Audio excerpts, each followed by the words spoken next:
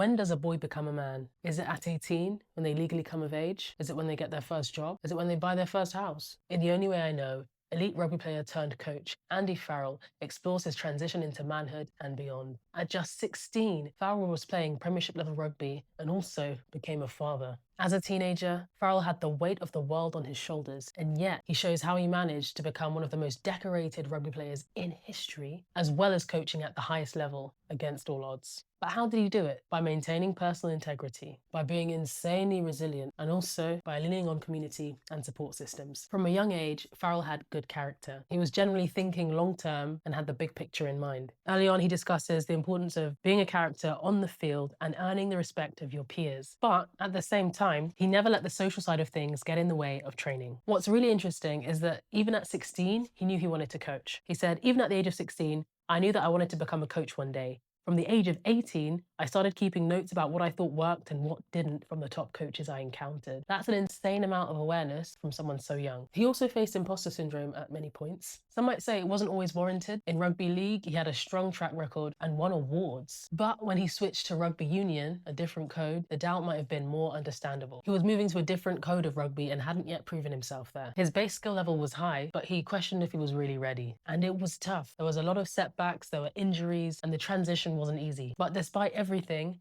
he stuck to his values throughout, which made it easy to transition to coaching after playing because people could vouch for him. But sticking to your values and maintaining good character in tough times takes a lot of resilience, which is our next point. As well as having strong personal values, Farrell was relentlessly resilient. And this might have been innate because he says, I never felt under any pressure from my mum and dad. The pushing came from me. He was extremely self-directed. He knew what he wanted to do and how he wanted to do it. Coming from a working class background up north, things were tough, but he didn't shy away from it. In fact, he seemed to thrive on it. He says, rugby league was cutthroat in those days, and he didn't seem to fear it at all. But even when he was winning, he never got complacent. He says, I only found peace of mind if I knew I had not rested on my laurels. And this didn't stop when he became a coach either. Even as a coach, he says, I wanted to show the players that I was committed. He was allergic to complacency, and ultimately people backed this. People supported him. Part 3, community and support systems. So a really interesting thread that runs through Farrell's story is wherever he had a strong community around him, things tended to go well. And where that community or support was missing, things were a little bit more difficult. And I don't think that's a coincidence. As a child, there were a lot of people around him who were willing to support and encourage him. His dad played rugby,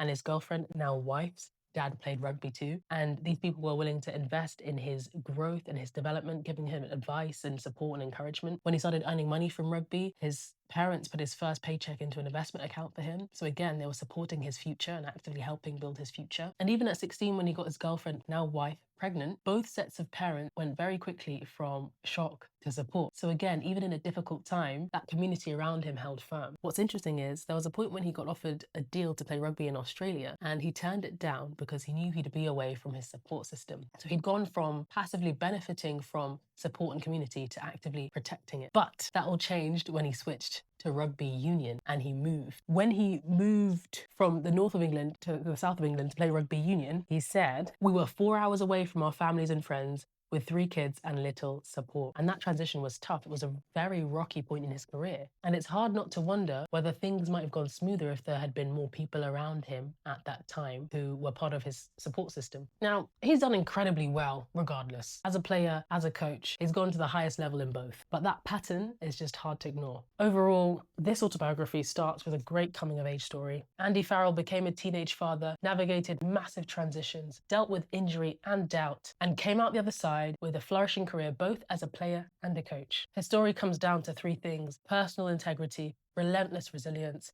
and a strong community. So, when does a boy become a man? The answer is when he no longer has a choice. If you like this look into an elite athlete, coach, and systems thinker who's seen it all, you'll probably also like How to Win by rugby legend Clive Woodward.